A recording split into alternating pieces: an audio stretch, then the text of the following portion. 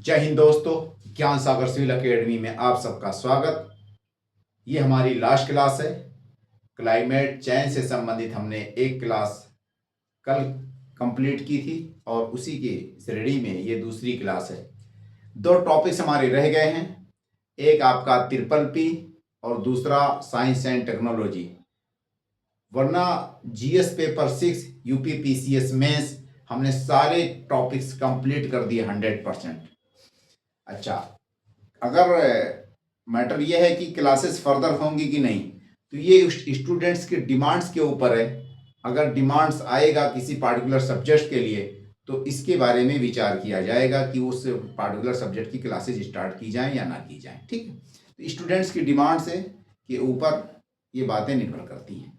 अब हम स्टार्ट करते हैं, अपने टॉपिक्स को डिस्कस करते हैं। देखिए, क्लाइमेट चेंज से संबंधित उत्तर प्रदेश सरकार ने बहुत सारे स्टेप्स उठाए, बहुत सारे इनिशिएटिव्स की।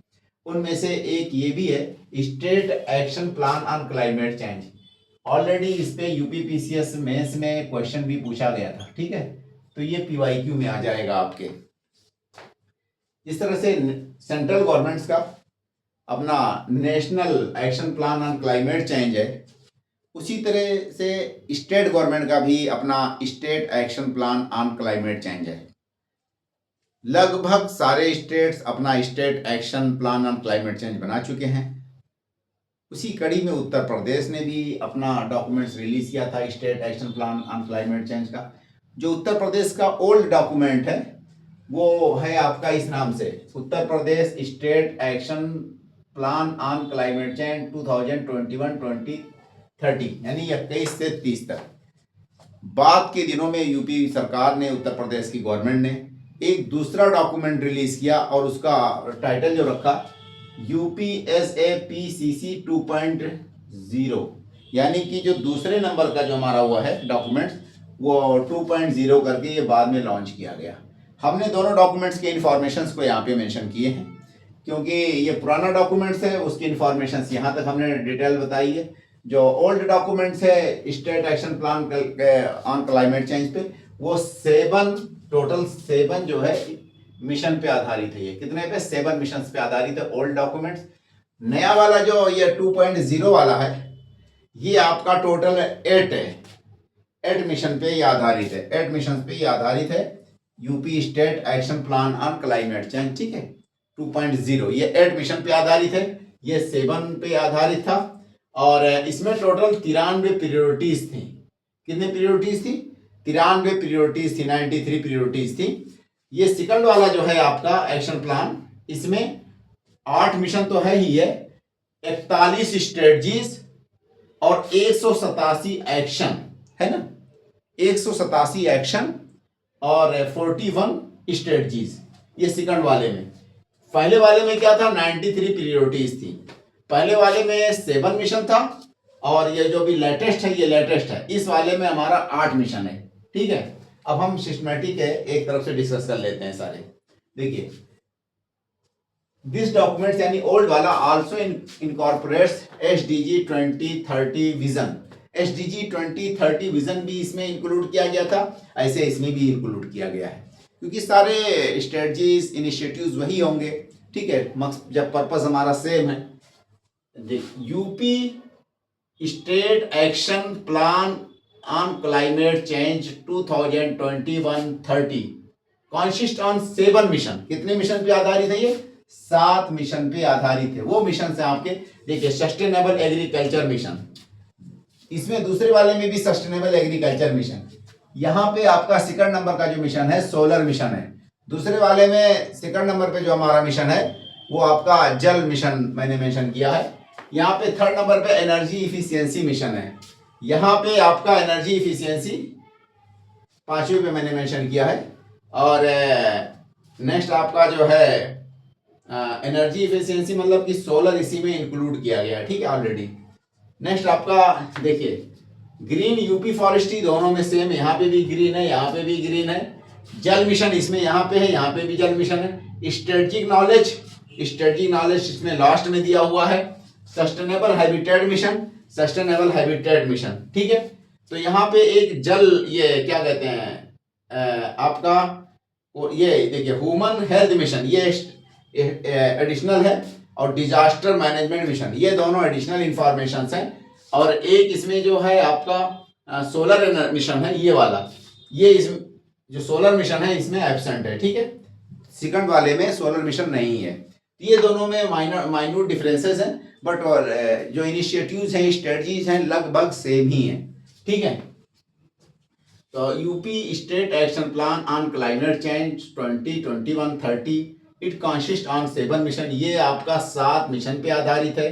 नंबर 1 पे सस्टेनेबल एग्रीकल्चर मिशन, नंबर 2 पे सोलर मिशन, नंबर 3 पे एनर्जी इफिशियंसी मिशन, नंबर 4 पे ग्रीन यूपी फॉरेस्ट्री मिशन, 5वें पे जल मिशन, 6ठे पे आपका स्ट्रेटेजिक नॉलेज मिशन, 7वें पे सस्टेनेबल हैबिटेट मिशन। तो 7 मिशन ये हो गए आपके। सस्टेनेबल हैबिटेट मिशन ये 7वां मिशन है। सेंट्रल गवर्नमेंट का जो अपना है national action plan on climate change, central government का, वो भी 8 मिशन पे अलग अलग है, 8 मिशन उसमें भी है, ठीक है। और उसी की रिप्लिका या कॉपी है सारे स्टेट्स ने भी फॉलो किए हैं लगभग। उत्तर प्रदेश ने भी अपना जारी किया है, 2 बार ये उत्तर प्रदेश डॉक्यूमेंट जारी कर चुकी है। लेटेस्ट वाला 2.0 पहले ये जारी किया था। देखिए Uttar Pradesh state action plan on climate change covers 93 priorities under 7 mission. ये जो पुराना वाला है 7 मिशन तो है इसमें, और इस 7 मिशन के अंतर्गत 93 प्रायोरिटीज हैं इसमें, ठीक है। नंबर 1 पे आपका सस्टेनेबल एग्रीकल्चर मिशन है। उत्तर प्रदेश की अगर हम बात करें तो फूड ग्रेन्स में पूरे भारत में यूपी की भागीदारी 21% है। पूरे भारत का लगभग यूपी 21% फूड ग्रेन पैदा करता है, इसलिए पहले दर्जे पे उत्तर प्रदेश है। उत्तर प्रदेश का कौन सा रैंक है? पहला स्थान है इंडिया के टोटल फूड ग्रेन पैदा करने के मामले में, जो कि 21% है पूरे भारत का। नेक्स्ट क्या है कि जो प्रायोरिटीज दी हुई है उसके कुछ इंपॉर्टेंट प्रायोरिटीज को मैंने यहाँ पे डिस्क्राइब किया है, वरना 93 प्रायोरिटीज को मेंशन नहीं किया जा सकता था। तो हमने जो सिलेक्टेड प्रायोरिटीज है, इंपॉर्टेंट प्रायोरिटीज हैं या रिलेवेंट्स हैं, वही ज्यादा है मेंशन किए हैं। देखिए establishment of climate change and agriculture cell, पहले नंबर पे क्लाइमेट चेंज और एग्रीकल्चर सेल बनाने की बात कही गई है। नेक्स्ट पॉइंट क्या है कि identification of vulnerable areas, vulnerable areas को आपको निर्धारित करना है एंड असेसिंग वल्नरेबिलिटी, और वल्नरेबिलिटी हर सेक्टर और हर एरियाज का आपको निर्धारित करना है, आइडेंटिफाई करना है, पता लगाना है। नेक्स्ट आपका establishment of climate field school. Climate field school का मतलब क्या है कि हर ब्लॉक्स में एक क्लाइमेट से आधारित एक स्कूल बनाया जाए, ठीक है, जो उसकी गहनता पे या उसकी इंटेंसिटी को समझे, या वहाँ पे रिसर्च वर्क हो या लोगों में इंफॉर्मेशन डिसेमिनेट किया जाएगा। Use of organic manures, organic manures को बढ़ावा देना है, उसके लिए मिशन बोर्ड में वर्क होगा। और हर ब्लॉक के हर विलेज इस तरह से कुछ पॉइंट है इसमें, एक विलेज में एक ब्लॉक में 1 साल, ठीक है, यानी एक गांव को हर ब्लॉक का एक गांव 1 साल में इसके लिए कार्य किया जाएगा ऑर्गेनिक मैन्योर के, यानी ऑर्गेनिक बेस्ड जो है फूड प्रोडक्शन या एग्रीकल्चर प्रोडक्शन आपका किस आधार पे होगा, ऑर्गेनिक या मैन्योर यूज किया जाएगा उसमें। तो एक गांव को निर्धारित किया जाएगा एक ब्लॉक का हर साल, ऐसे बढ़ाए जाएंगे धीरे धीरे, ठीक है। नेक्स्ट आपका soil management practices, soil management practices को बढ़ावा दिया जाएगा। वो नेक्स्ट पॉइंट क्या है, to popularise aerobic rice cultivation method in identified rice villages. जो भी मेजर विलेजेस हैं जहाँ पे राइस ज्यादा पैदा किया जाता है, जैसे आपका Bahraich, Lakhimpur Kheri areas, western UP के कुछ पार्टिकुलर बेल्ट, मुरादाबाद, रामपुर, ठीक है, या सहारनपुर, तो इन एरियाज में जहाँ जहाँ राइस ज्यादा पैदा होते हैं, बरेली का बेल्ट है, उन एरियाज में क्या किया जाएगा, एरोबिक जो राइस कल्टीवेशन है, एरोबिक होता है और एक एनारोबिक होता है। एरोबिक का मतलब क्या होता है कि ऑक्सीजन अवेलेबल हो जिस चीज में, उसको एरोबिक कहते हैं। एनारोबिक का मतलब कि नॉन ऑक्सीजन, ठीक है। तो जब फ्लड इरिगेशन होता है, यानी कि खेत में बहुत ज्यादा मात्रा में आप पानी डाल देंगे तो वहां पे मीथेन क्रिएट हो जाता है, ऑक्सीजन की कमी हो जाती है उन एरियाज में, क्योंकि पानी बहुत ज्यादा है जो कि सड़ता गलता है, मीथेन क्रिएट कर जाता है। तो ऐसी कंडीशंस को आपको रिमूव करना है। और एरोबिक मेथड का मतलब कि कम इरिगेशन वाला, कम पानी से धान की फसल को उगाना, ठीक है, उस मेथड्स को अप्लाई किया जाएगा, ताकि जो फ्लड इरिगेशन से या मीथेन रिलीज हो रहा है उसके जो हार्म्स हैं एटमॉस्फेयर को, क्लाइमेट्स को, उसको भी ध्यान में रखा जाएगा।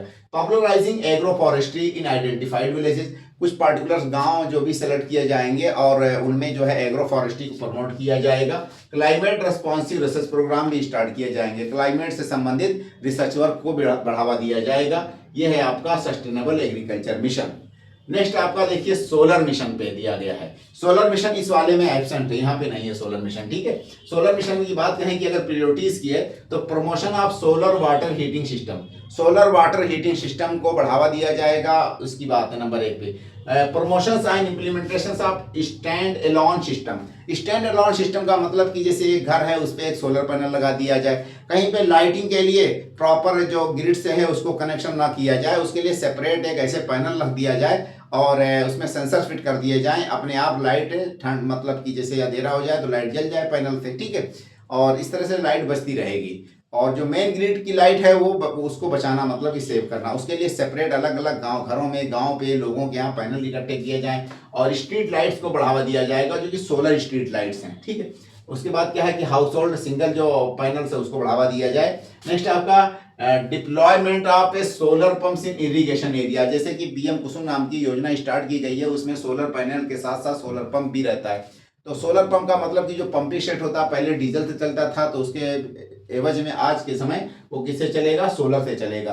तो जो फ्यूल एनर्जी मतलब जो फॉसिल्स फ्यूल्स है उसको रिड्यूस करना, उसके यूज को या उसकी वजह से जो उत्सर्जन होता है उसको रिमूव करने का बेस्ट साधन हमारे पास यही सब है।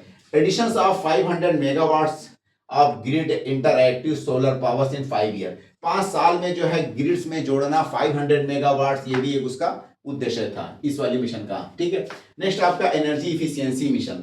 एनर्जी इफिशियंसी मिशन की बात करते हैं तो 7 energy intensive clusters have been identified in UP. इसके अंतर्गत जो है 7 एनर्जी से संबंधित अलग अलग सेक्टर्स के क्लस्टर को आइडेंटिफाई किया गया है और ट्राई ये किया जाएगा कि वहां पे एनर्जी इफिशियंट टेक्नोलॉजीज यूज किए जाएं उन क्लस्टर्स में, मतलब इंडस्ट्रियल क्लस्टर। जैसे कि मान के चलिए कि कोल्ड स्टोरेज हो गया, तो कोल्ड स्टोरेज में क्या है कि जो ट्रेडिशनल मेथड था इलेक्ट्रिसिटी यूज करने का, तो बहुत हाई लेवल पे यूज किया जाता था, इलेक्ट्रिसिटी कंज्यूम होता था, तो उसके कंजम्पशंस के यानी कि कम यूज किया जाए और ज्यादा से ज्यादा कोल्ड स्टोरेज का फंक्शन को बढ़ाया जा सके। नेक्स्ट पॉइंट आपका कि कारपेट्स मेकिंग हो गया, ये सब क्लस्टर हो गया, पोल्ट्री हो गया, ब्रश हो गया और फाउंड्री हो गया, गिलास क्लस्टर्स हो गया, ठीक है। इस तरह के क्लस्टर्स में एनर्जी इफिशिएंट टेक्नोलॉजीज यूज की जाए, उनके प्रोडक्शंस के लिए एनर्जी को सेव किया जाए। नेक्स्ट आपका प्रायोरिटीज में देखते हैं sensor and timer in street light. देखिए should be made mandatory, sensor और टाइमर जो है एनर्जी इफिशियंसी में पॉइंट्स ये कहा गया यहाँ पे, तो स्टैंड एलोन की बात कही गई थी कि हर जगह पोल पे एक खंबे पे एक पैनल अलग से लगा दिया जाएगा और वो मेन जो ग्रिड है उससे कनेक्ट नहीं किया जाएगा, बस पैनल से कनेक्ट होगा, ठीक है। ग्रिड के बजाय पैनल से कनेक्ट होगा, तो इसमें ये बात कही गई थी। और यहाँ एक दूसरी बात कही गई थी कि स्ट्रीट लाइट जो भी है आपका उसमें सेंसर और टाइमर लगा दिया जाए। सेंसर और टाइमर का मतलब कि जैसे सूर्य प्रकाश, ठीक है, उसके कारण अपने आप वो बंद हो जाए और जैसे अंधेरा हो अपने आप वो जल जाए, इस तरह की कुछ टेक्नोलॉजी वहां पे यूज की जाए। Reduction in transmissions and distribution losses in power sector, power sector में लगभग पूरे इंडिया का जो हाइडल जो ये मतलब कि जो बड़े बड़े वायर्स होते हैं सिटी के बाहर, उसी से हम इलेक्ट्रिसिटी ट्रांसफर करते हैं, तो इसमें पूरी इंडिया का 20 से 21% एनर्जी हम लॉस कर देते हैं ओनली ट्रांसमिशन में। तो इस प्रक्रिया को ध्यान में रखा जाए और पावर ट्रांसमिशन में या पावर के डिस्ट्रीब्यूशन में जो सिस्टम्स है उसको घटाया जाए, यानी कि जो एनर्जी लॉसेज हैं उसके। नेक्स्ट है क्या, एनर्जी कंजर्वेशन से बिल्डिंग कोड में B made mandatory for new government offices and building. Government की जो भी नई बिल्डिंग्स बने, नई ऑफिसेज बनाई जाएं, उन सब में एनर्जी कोड बिल्डिंग्स का जो फार्मूला है वो अप्लाई किया जाएगा, यानी कि ग्रीन बिल्डिंग को का बढ़ावा दिया जाएगा। ऑल न्यू कॉमर्शियल बिल्डिंग्स उसमें भी आपका एनर्जी कंजर्वेशन बिल्डिंग कोड्स का जो नॉर्म्स है फार्मूला है वो अप्लाई किया जाएगा। गवर्नमेंट टैक्सेस एंड ड्यूटीज में भी lowered on energy efficient technologies. Energy efficient technology से तात्पर्य क्या है कि जो भी टेक्नोलॉजीज इलेक्ट्रिसिटी से आधारित, इलेक्ट्रिसिटी के आधार पे हैं, उनमें जिससे एनर्जी सेव होती है उस पर गवर्नमेंट क्या करेगी, टैक्सेस को रिड्यूस करेगी। जैसे कि एलईडी हो गया या कोई प्रेस हो गया है ना, स्त्री प्रेस टाइप, या आपका कोई मतलब कि कूलर या रेफ्रिजरेटर्स, तो जितने भी इलेक्ट्रिसिटी का कंजम्पशन कम हो ऐसी टेक्नोलॉजीज पे टैक्सेस को रिड्यूस किया जाएगा, जैसे कि सोलर पैनल हो गया, लेड हो गया, ये बेस्ट एग्जांपल है। रेन वाटर हार्वेस्टिंग की बात कही गई, मैंडेटरी टू ऑल बिल्डिंग्स, सारी बिल्डिंग्स के लिए रेन वाटर हार्वेस्टिंग को बढ़ावा दिया जाएगा, उसके लिए कंपलसरी कर दिया जाएगा, मैंडेटरी कर दिया जाएगा। नेक्स्ट पॉइंट क्या है कि green UP forestry mission, forest लगाने से संबंध में भी कुछ यहाँ पे मिशन स्टार्ट किए गए हैं। Increasing pressures on forest and forest based resources, ठीक है, बाई पॉपुलेशन कैटल से इंडस्ट्री सच डिमांड से सरपास से natural replenish rates of the forest. कहना का यहाँ पे जो तात्पर्य है कि दिन ब दिन हमारे पास हमारी जो ह्यूमन बीइंग की जो जनसंख्या है, यानी ह्यूमन काइंड्स की अपनी जो पॉपुलेशन है वो भी बढ़ रही है, और साथ में एनिमल की भी जनसंख्या वो बढ़ रही है, जिसके कारण कि हमारी बहुत भारी मात्रा में जो प्रेशर्स है इस पे फॉरेस्ट पे वो बढ़ता जा रहा है। तो फॉरेस्ट के प्रेशर्स को हम इतना ज़्यादा उस पर प्रेशर डाल देते हैं अपनी आवश्यकताओं की पूर्ति के लिए, ठीक है, और वो उस लेवल पे वो रिप्लेनिश नहीं हो पाता। रिप्लेनिश का मतलब क्या होता है कि उतने फास्ट वो ग्रो नहीं हो पाता, उससे ज़्यादा पेड़ हम काट लेते हैं, ठीक है। तो इसी के कारण वो सिंक्रोनाइज हो रहा है फॉरेस्ट का एरिया, या फॉरेस्ट के डिफॉरेस्टेशन के कारण, या उसका जो कैनोपी है वो सब घटता जा रहा है। तो इस पॉइंट्स को हमको ध्यान में रखना होगा। इंडस्ट्री के कारण फॉरेस्ट की कटिंग हो रही है, या डिफॉरेस्टेशन, कैटल का प्रेशर, ह्यूमन बीइंग का अपना प्रेशर, या जो ट्राइबल्स होते हैं अपनी आवश्यकताओं की पूर्ति के लिए, ठीक है। Such demand surpasses natural replenish rates of the forest, forest जो अपने हिसाब से उग करके एक पार्टिकुलर टाइम पीरियड चाहिए उसको मैच्योर होने में पेड़ को, उससे पहले हम उसको अपनी ज़रूरतों के लिए काटते चले जा रहे हैं, और उसकी एक तरह से साइज घटता चला जा रहा है, ठीक है। देखिए by 2030 7.04% of total forest cover से विल बी अफेक्टेड।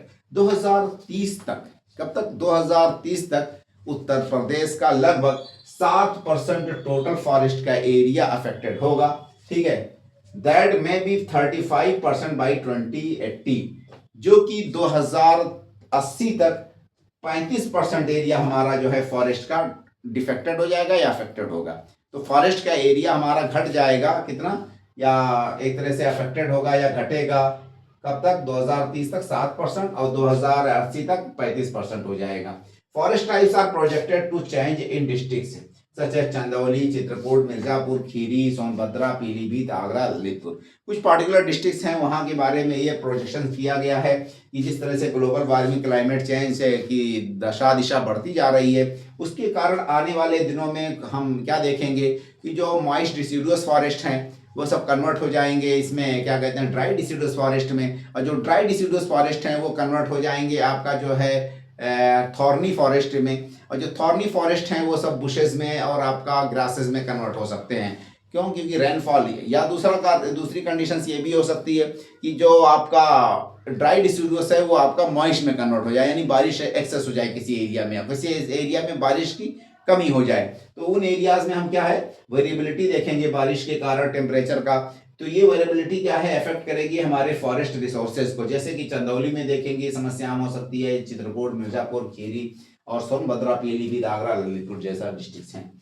देखिए प्रायोरिटीज की बात करें, किया है कि प्लांटेशन ड्राइव से स्टार्ट किया जाएगा फॉरेस्ट के मेंटेनेंस के लिए, मैनेजमेंट के लिए, या फॉरेस्ट एक्सपेंशन के लिए।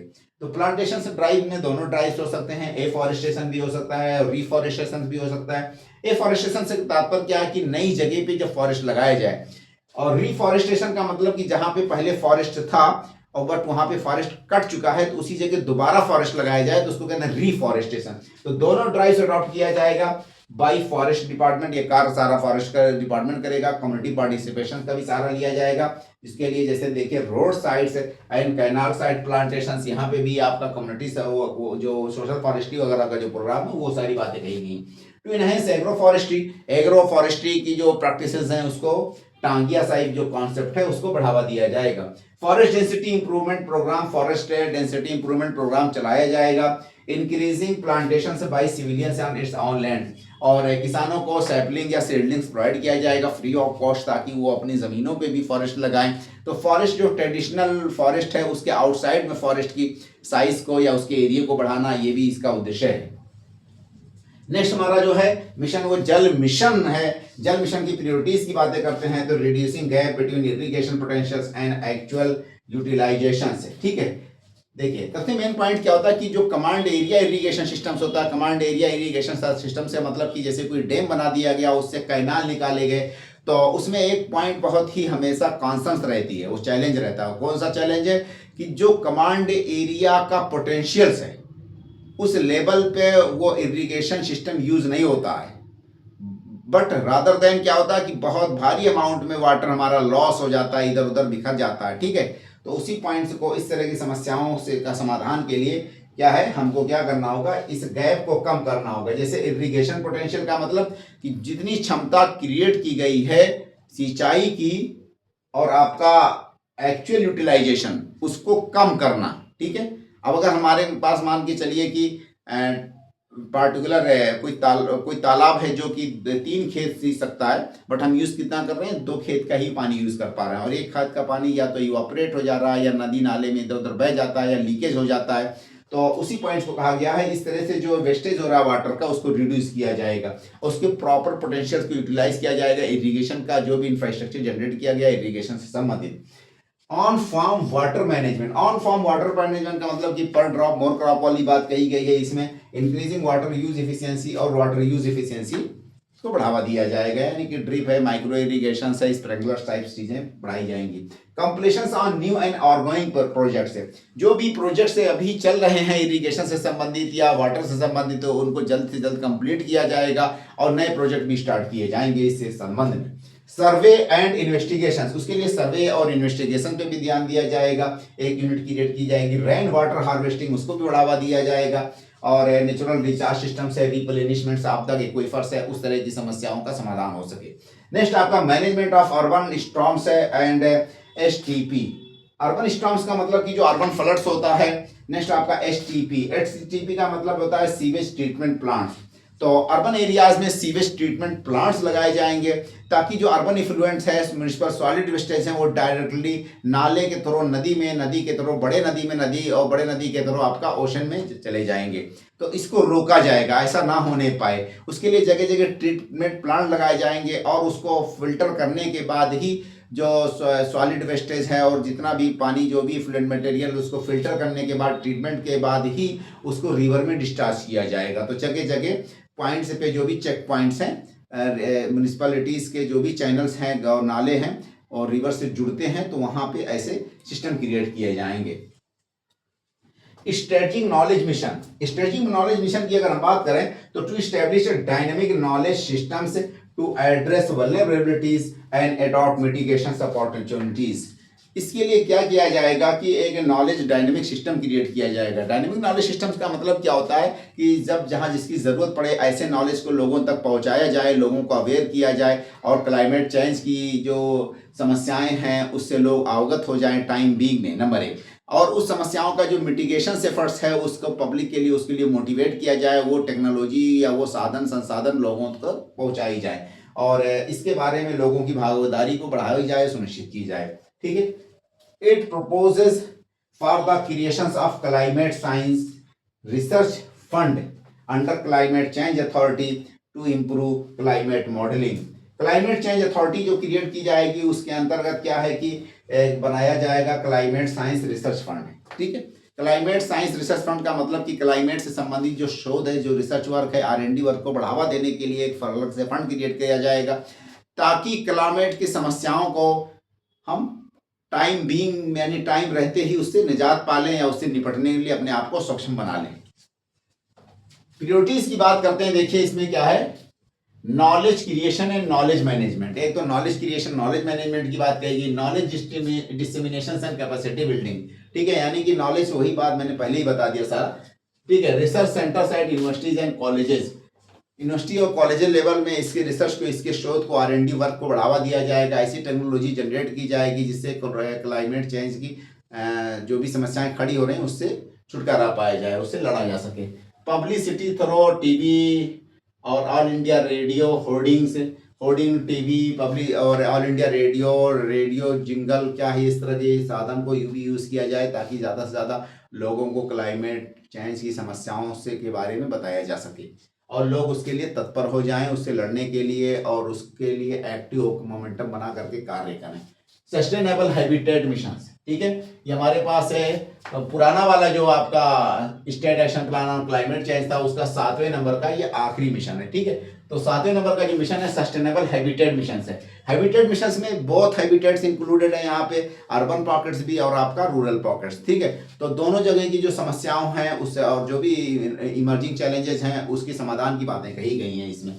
देखिए कॉन्शियस सस्टेनेबल हैबिटेट्स नंबर 1 पे सस्टेनेबल हैबिटेट इसमें इंक्लूड किया गया, सस्टेनेबल ट्रांसपोर्ट भी इसमें इंक्लूड किया गया, health issues related to climate change, यानी कि हेल्थ इश्यूज को भी इसमें इंक्लूड किया गया। यहाँ पे हेल्थ के लिए अलग से मिशन क्रिएट कर दिया गया था नए वाले में, ठीक है। 23% of state population resides in urban areas. तो उत्तर प्रदेश में के अर्बन एरियाज में 22 से 23% जनसंख्या रहती है, बाकी की गांव में रहती है। आने वाले दिनों में हमें उत्तर प्रदेश में ऐसा देखेंगे या 2024 से 25 तक हमारे पास अर्बन जो जनसंख्या लगभग 30% हो चुकी है, ठीक। जब 24 या 25 तक 30% हो चुकी है तो 2050 तक हमारी अर्बन पॉकेट की जो जनसंख्या है वो लगभग 50% क्रॉस कर जाएगी, यानी 50% से ज़्यादा लोग 2050 के आसपास में उत्तर प्रदेश के कहाँ रहेंगे, शहरों में रहना शुरू कर देंगे। तो उसी हिसाब से हमें जो हैबिटेट्स हैं वो भी उसकी समस्याएं खड़ी होंगी, मतलब कि जैसे अर्बन एरियाज के जो भी है रेजिडेंशियल एरियाज के चैलेंजेस वो सारी की सारी इसी में आ जाएंगे, ठीक है।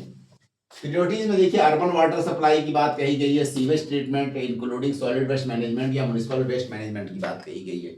नेक्स्ट आपका sustainable city roads buildings with proper low carbon, ठीक है, ये बातें कही गई हैं। यानी कि जो सिटी है रोड्स है उसके जो कार्बन इमिशन है उन सारी चीज़ों को चेक किया जाएगा, उसको ध्यान रखा जाएगा। हैबिटेशन प्लान की बात कही गई है, housing for all, transit corridors, ठीक है, पार्किंग की सुविधा, water metering to improve efficiency, ठीक, creation of urban infrastructure fund की बात कही गई। Four laning to roads to connect district headquarters को रोड से कनेक्ट करने के लिए 4 लाइन का रोड बनाया जाएगा। रिड्यूस रिमूव ट्रैफिक कंजेशन, और जो ट्रैफिक कंजेशन है उसको घटाया जाएगा, कम किया जाए। And improve city mobility plan, और सिटी मोबिलिटी प्लान्स को एक तरह से इंक्लूड किया जाएगा लोकल लेवल प्लानिंग में। पब्लिक ट्रांसपोर्ट में जैसे कि बस रैपिड ट्रांजिट सिस्टम जो दिल्ली मॉडल है वो अडॉप्ट किया जाए, ठीक है। क्या रैपिड ट्रांजिट सिस्टम मतलब कि पब्लिक ट्रांसपोर्ट बहुत ही ज़्यादा सक्रिय है, बहुत ही सुविधाजनक है दिल्ली में, और जो ये लो फ्लोर बसें होती हैं दिल्ली की वो क्या कहलाती हैं, पब्लिक रैपिड ट्रांजिट सिस्टम कहलाती हैं। तो उसको पॉपुलराइज किया जाएगा, यानी पब्लिक ट्रांसपोर्ट को। Energy efficient street lighting planning वगैरह भी इसमें इंक्लूडेड किए गए हैं, ठीक है। अब हम आगे चलते हैं, हमारे पास एक नया और आ गया है, state action plan on climate change 2.0। तो नया वाला क्या है, 2.0 है, ठीक है, यानी इनकी दूसरे नंबर का दूसरा फेज। डिफाइंस स्टेट्स की स्ट्रेटजीज अक्रॉस 8 मिशन। ये कितने मिशन पे आधारित है, 8 मिशन पे आधारित है। एक टोटल ऑफ 41 स्ट्रेटजीज इंक्लूड किए गए इसमें, 41 स्ट्रेटजीज पे आधारित 8 मिशन को फिर हमने 41 स्ट्रेटजीज में डिवाइड कर दिया, और वो आपका 187 एक्शंस में बांट दिया गया फर्दर, ठीक है। Have been proposed under 8 mission. 8 missions को हमने क्या किया, 187 एक्शंस और 41 स्ट्रेटजीज में फर्दर डिवाइड कर दिया। की initiatives propose under 8 missions. 8 missions में जो इनिशिएटिव्स की बातें कही गई हैं, नंबर 1 में सस्टेनेबल एग्रीकल्चर मिशन जो ऑलरेडी हम डिस्कस कर चुके हैं। जल मिशन की बात कही गई है। नेक्स्ट आपका जो है ग्रीन यूपी मिशन है, सस्टेनेबल हैबिटेट मिशन है, enhance energy efficiency and green energy mission की बात कही गई है। तो देखिए इसमें सोलर को क्या है, ग्रीन एनर्जी मिशन के नाम से वही जोड़ दिया गया। ह्यूमन हेल्थ मिशन की बात कही गई, या नया एडिशन जोड़ा गया। डिजास्टर मैनेजमेंट मिशन, ये नया एडिशन जोड़ा गया, ये दोनों नया है, एडिशनल है। स्ट्रेटेजिक नॉलेज मिशन से ये दोनों में कॉमन है, ठीक है। अब हम यहाँ पे देख चलते हैं, देखिए सस्टेनेबल एग्रीकल्चर मिशन है, उसमें नंबर 1 क्या है, universalisation of access to climate risk knowledge to every farmers. हर फार्मर्स तक क्लाइमेट से जुड़े जो भी समस्याएं हैं उसकी नॉलेज, उनकी समस्याओं का समाधान, और जो समस्याएं खड़ी होंगी वो यूनिवर्सलाइज किया जाएगा, यानी हर किसान तक आसानी से पहुंचाया जाएगा। किससे, क्लाइमेट चेंज से जुड़ी हुई समस्याओं को हर किसान तक पहुंचाया जाएगा। नंबर 1 पे universalization of crop and live stock insurance.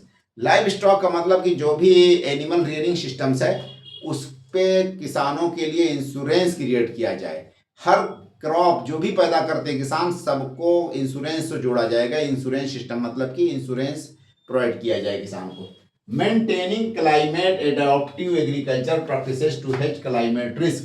Climate risk की समस्याओं से निजात पाने के लिए क्लाइमेट एडाप्टिव जो एग्रीकल्चर प्रैक्टिसेस हैं उनको बढ़ावा दिया जाएगा। जैसे मान के चलिए कि कोर्स ग्रेन है, अगर टेम्परेचर बढ़ता है, ठीक है, तो कोर्स ग्रेन अनाज आसानी से उग जाएंगे। तो इस तरह की प्रैक्टिसेस को पहले ही अडॉप्ट करने के लिए किसानों को बोला जाए, उनको सुविधा दी जाए, उसके लिए मोटिवेट किया जाए। जल मिशन की अगर हम बात करते हैं तो इसमें नंबर 1 क्या है, ऑगमेंटेशन ऑफ सरफेस वाटर। इसमें surface water, ground water, demand side management across sector to improve water use efficiency and containing flood, इतनी बातों पे ध्यान दिया गया है या फोकस किया गया है जल मिशन के अंतर्गत। चाहे वो ग्राउंड वाटर की समस्या हो, चाहे वो आपका सरफेस वाटर की समस्या हो, और उन सबका जो पॉल्यूशन से संबंधित समस्या है, उसके अलावा लोगों पे वाटर की जो कमी है यानी एक्सेस या एक्स्ट्रा वाटर जो लोग एक्सट्रैक्ट कर रहे हैं इरिगेशन के लिए, ठीक है, उन सारी समस्याओं की समाधान की बातें इसमें कही गई हैं। वाटर मैनेजमेंट पे स्पेशल फोकस किया जाएगा, वाटर यूज एफिशिएंसी उसको इम्प्रूव किया जाएगा, ठीक है। कंटेनिंग फ्लड, फ्लड की जो समस्याएं हैं उससे भी लोगों को छुटकारा या निजात दिलाया जाए। तीसरा नंबर की जो बात है यहाँ पे ग्रीन यूपी मिशन की अगर हम बातें करें, यानी ग्रीन यूपी मिशन का मतलब कि फॉरेस्टेशन, एफॉरेस्टेशन वाली बात, एग्रो फॉरेस्ट्री को बढ़ावा दिया जाएगा थ्रू कार्बन फाइनेंसिंग। यहाँ पे नई बात आ गई, देखिए कार्बन फाइनेंसिंग की बात कही गई कि अगर किसान अपने जमीन पे पेड़ भी लगाता है तो कहीं ना कहीं वो पेड़ क्या करता है, कार्बन सिक्वेस्ट्रेशन कवर करता है, यानी कार्बन को एटमॉस्फेयर से निचोड़ करके अपने तने में या अपने पत्तों में, स्टॉक में या जमीन में ले जाकर स्टॉक कर लेता है, ठीक है। क्या कहते हैं उसको, कार्बन सिक्वेस्ट्रेशन कहते हैं। तो ये प्रक्रिया बढ़ेगी, अगर किसान पेड़ ज्यादा लगाएगा तो ज्यादा कार्बन सिक्वेस्ट्रेशन होगा, और इसके लिए किसान को या जो भी लोग ऐसा कार्य करेंगे उनको फाइनेंस किया जाएगा, ठीक है। इसमें एक नई पॉइंट ये बात जोड़ दी गई, तो इससे किसान की इनकम भी बढ़ जाएगी। तो agro forestry through carbon financing, carbon financing का मतलब कि कार्बन सिक्वेस्ट्रेशन की जो प्रक्रिया है, यानी कि पेड़ लगाइए, पेड़ क्या करेगा, एटमॉस्फेयर से कार्बन CO2 अपने पास एब्जॉर्ब करके ज्यादा मात्रा में स्टॉक कर लेगा, तो उस पे गवर्नमेंट आपको फंड दे, पैसा दे, ठीक है, या उसको सेल करें, इंडस्ट्रियों को सेल कर सकता है, ठीक है। नेक्स्ट पॉइंट क्या है यहाँ पे देखिए, और फार्मर्स की इनकम मेनली बढ़ जाएगी, ताकि फार्मर्स की इनकम, यहाँ पे इनकम की बात करेंगे, बढ़ जाएगी। इन reaching open and medium dense forest, open forest और मीडियम डेंस फॉरेस्ट को बढ़ावा जाएगा और उसको और ज्यादा डेंस किया जाएगा। Planting trees outside forest to improve ecosystem services and sequester more. Outside forest का मतलब क्या है, ट्रेडिशनल आउटसाइड फॉरेस्ट का मतलब कि जो फॉरेस्ट पहले से चले आ रहे हैं उसके अलावा दूसरी जगह फॉरेस्ट्री को क्रिएट किया जाए, नई नई जगह पेड़ लगाई जाए जहां पे पेड़ पहले नहीं थे, जैसे खेत हो गया, खलियान हो गया, तालाब हो गया, रोड के किनारे, ऐसी जगहों पे फॉरेस्ट्री को प्रमोट किया जाएगा, ठीक है। उससे क्या है, इकोसिस्टम सर्विसेज बढ़ेंगे और आपका जो मतलब कार्बन सिक्वेस्ट्रेशन, ठीक है, वो भी, उसमें भी सपोर्ट मिलेगा। Sustainable habitat mission, sustainable habitat mission का मतलब कि investments in non motorised transport system. Non motorised transport system का मतलब कि जो आपका ये सिस्टम है, यानी कि व्हीकल्स हम जनरली बाइक या 4 व्हीलर टाइप यूज करते हैं, तो ये मोटर आधारित होती है, ठीक है। तो हम साइकिल यूज कर लें, पैदल यूज करें या पब्लिक ट्रांसपोर्ट यूज करें, ठीक है। तो वो क्या है कि फ्यूल इमिशन कम करेगा, या फॉसिल से फ्यूल कम कंज्यूम करेगा तो कम ग्रीन हाउस गैस इमिशन करेगा, ठीक है। तो इस तरह के जो भी साधन हैं उनको प्रमोट किया जाएगा इस तरह, और ट्रांसपोर्ट सिस्टम जो कि नॉन मोटराइज है, जैसे साइकिल वाइकल टाइप, उसको प्रमोट किया जाएगा, या इलेक्ट्रिक साइकिल कह लीजिए। प्रमोशन ऑफ ई मोबिलिटी, देखिए वही बात आ गई, ई मोबिलिटी को भी प्रमोट किया जाएगा। इलेक्ट्रॉनिक व्हीकल जितने भी, चाहे इलेक्ट्रॉनिक बस, इलेक्ट्रॉनिक रिक्शा, इलेक्ट्रॉनिक ऑटो, सारे। प्रोवाइडिंग इंसेंटिव्स, इसके लिए इंसेंटिव जो छूट भी दिया जाएगा, सब्सिडी गवर्नमेंट देगी, ठीक है। सर्कुलरिटी इन सॉलिड लिक्विड वेस्ट, सर्कुलरिटी का मतलब कि बार बार रिसाइकल करके उस वेस्ट का कुछ ना कुछ बनाया जाए, जैसे कि प्लास्टिक है, पहली बार बाल्टी थी, बाल्टी को यूज़ किया, वो टूट गई तो उसको कबाड़ी वालों को दीजिए, वो दोबारा प्लास्टिक की बोतल या कुछ पन्नी कुछ भी बना करके लाए, फिर उसको दोबारा यूज़ की जाए। ऐसे लोहा है, ऐसे मेटल्स है, कोई भी चीज़ है इस तरह, तो उसको क्या कहा जाएगा, circularity in solid and liquid waste. ठीक है, सॉलिड वेस्ट है, लिक्विड वेस्ट है, सारी सिस्टम को सर्कुलेट बार बार सर्कुलेशन में लाया जाए यूज में। ठीक है, ताकि वेस्टेज को मिनिमाइज किया जाए। इंश्योरिंग आपका thermal comfort in living spaces. Living spaces में जो थर्मल, ठीक है, कंफर्ट, थर्मल का मतलब जो हीट आइलैंड वाली इफेक्ट बढ़ती जा रही है, उस तरह की समस्याओं से निजात के लिए ऐसे लिविंग स्पेसेस क्रिएट किए जाएं, जैसे दीवार मोटी कर देना, ठीक है, और जो भी ग्रीन बिल्डिंग का कॉन्सेप्ट वो सब अप्लाई करना। ठीक, enhancing energy efficiency and green energy mission. देखिए इंप्लीमेंटेशन से आप ईसीबीसी का मतलब क्या होता है, एनर्जी कंजर्वेशन बिल्डिंग कोड। क्या है, एनर्जी कंजर्वेशन बिल्डिंग कोड को बढ़ावा दिया जाएगा, उसको इंप्लीमेंट किया जाएगा। दूसरी भाषा में कहिए इको निवास संहिता। बिल्डिंग कोड का मतलब एनर्जी या ग्रीन बिल्डिंग कोड भी कहते हैं इसको कभी कभी, या एनर्जी कंजर्वेशन बिल्डिंग कोड भी कह सकते हैं। ठीक है, तो एनर्जी कंजर्वेशन बिल्डिंग कोड, उसको बढ़ावा दिया जाए, उसको इंप्लीमेंट किया जाए। और दूसरी भाषा में कहिए इको निवास संहिता, उसको इंप्लीमेंट किया जाए। Continued star labelling of appliances. ठीक है, स्टार लेबलिंग अप्लायंसेस का मतलब कि जो भी इलेक्ट्रॉनिक डिवाइसेस हैं, जो भी इलेक्ट्रॉनिक ज़्यादा कम इलेक्ट्रॉनिक कंज्यूम करे, उस पर स्टार दे दिया जाए, तो उस तरह के डिवाइसेस को और प्रमोट किए जाए। Mandatory district cooling on commercial and industrial township. District cooling का मतलब क्या है कि डिस्ट्रिक्ट लेवल पे जो भी कॉमर्शियल बिल्डिंग्स हैं और आपका इंडस्ट्रियल टाउनशिप है, उन पे कूलिंग का कॉन्सेप्ट को मैंडेटरी कर दिया जाए। Promotions of energy efficient and low GWP रिफ्रिजरेंट्स, यानी ग्लोबल वार्मिंग पोटेंशियल। GWP रिफ्रिजरेंट्स का मतलब कि ग्लोबल वार्मिंग पोटेंशियल। तो ग्लोबल वार्मिंग पोटेंशियल वाले जो रिफ्रिजरेंट्स हैं, रिफ्रिजरेंट्स का मतलब कि जो कूलिंग सिस्टम है, चाहे वो आपका मतलब फ्रीज कोई भी हो, तो उस फ्रीज को ऐसा फ्रीज यूज किया जाए जो ग्लोबल वार्मिंग को कम करता हो। ठीक है, जैसे कार्बन है, फ्लोरो कार्बन जो होता है, यानी कि क्लोरोफ्लोरोकार्बन, तो उसको तो बहुत पहले बैन किया जा चुका है। तो ऐसे रिफ्रिजरेंट्स को प्रमोट किया जाए जिसके कारण ग्लोबल वार्मिंग वाली समस्या ना खड़ी होने पाए फिर से। ठीक है, तो उसी पॉइंट को कहा गया, इसको प्रमोट किया जाएगा। एनर्जी इफिशियंट हो रिफ्रिजरेंट या लो ग्लोबल वार्मिंग पोटेंशियल रिफ्रिजरेंट। ठीक है, जो कि ठंड करने वाले सामान को, जैसे कि फ्रीजर है, तो ऐसा फ्रीजर यूज में लाया जाए जो कि ग्लोबल वार्मिंग की समस्या को ना खड़ी करे। ठीक है, universalisation of smart metering. Smart metering को कॉमन कर दिया जाए, ठीक है, ताकि लोग कम से कम यूज करें एनर्जी को। Pursue policy of enhance energy efficiency in MSME। MSME में जो है क्या करते हैं कि एनर्जी इनहेंस्ड है, मतलब enhanced energy efficiency in MSME में उससे रिलेटेड जो पॉलिसीज हैं उसको इम्प्लीमेंट किए जाए। जितनी MSME हैं या स्मॉल मीडियम एंटरप्राइजेस, उनके लिए एनर्जी से संबंधित जो भी पॉलिसीज हैं, ताकि वो इफिशियंट वे में एनर्जी को कंज्यूम करें उसके इंडस्ट्री के प्रोडक्शन या प्रोसेसिंग में। ठीक है, continue enhance energy policy in large industry entities. और लार्ज इंडस्ट्री जो है उसके लिए भी बात कही गई है, और आपका MSME के लिए बनाने की बात कही गई थी। Lights off day tariff. Day tariff का मतलब कि रात में अगर लाइट जलाइए तो उस पर तो थोड़ा गवर्नमेंट कम चार्ज करे, बट अगर दिन में आप लाइट कंज्यूम करते हैं तो उसके लिए गवर्नमेंट ज़्यादा चार्ज कर सकती है, तो यानी टैरिफ एडिशनल ला करके। ठीक है, सोलर रूफ टॉप को प्रमोट किया जाए। Solarisation of pumps and pumping station.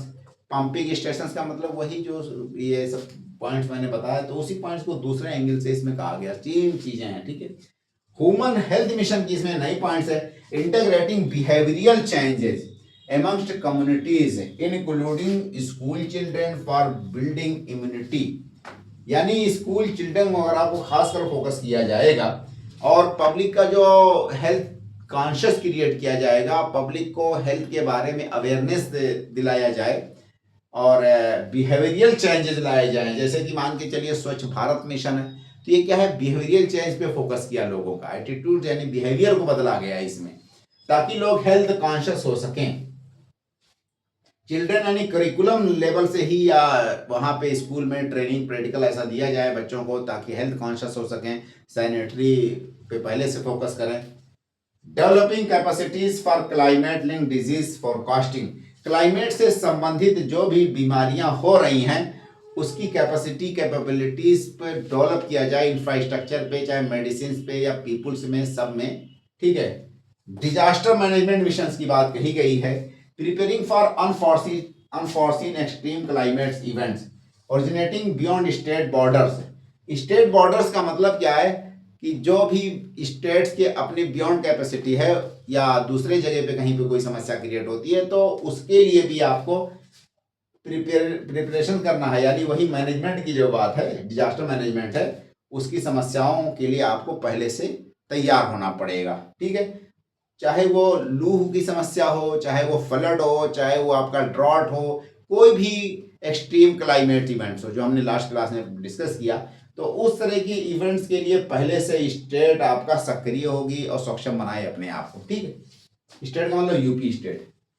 Integrating climate change in disaster management across all sectors, और सभी सेक्टर्स में डिजास्टर मैनेजमेंट को इंक्लूड किया जाए, उसकी एक यूनिट या सेल बना दिया जाए, या पहले से ट्रेंड पर्सनल वहां पे रखे जाएं। Taking stocks of extent of loss and damage due to current incidents of hazards and their future projections, ठीक है।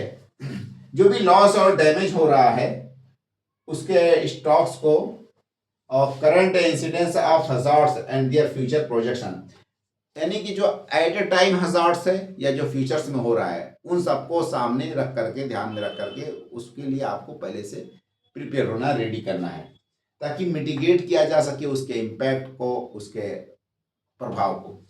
स्ट्रेटेजिक नॉलेज मिशंस की बात करें तो strengthening climate change authority, climate change एक अथॉरिटी बनाई जाएगी नंबर 1 पे।